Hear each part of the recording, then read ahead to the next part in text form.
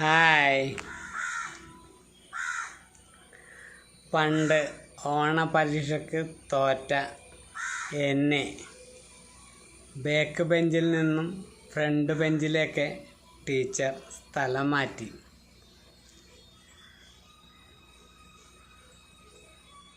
Christmas പരീക്ഷ result വന്നപ്പോൾ front ബെഞ്ചിലിരുന്ന ഞാനുൾപ്പെടെ എല്ലാവരും തോറ്റു. എന്താല്ലേ എൻ്റെ ഒരു കാര്യം. എല്ലാവർക്കും ശേഖർജി ജീവിതം നന്മ നിറഞ്ഞതാകട്ടെ എന്ന് പ്രാർത്ഥിക്കുന്നു.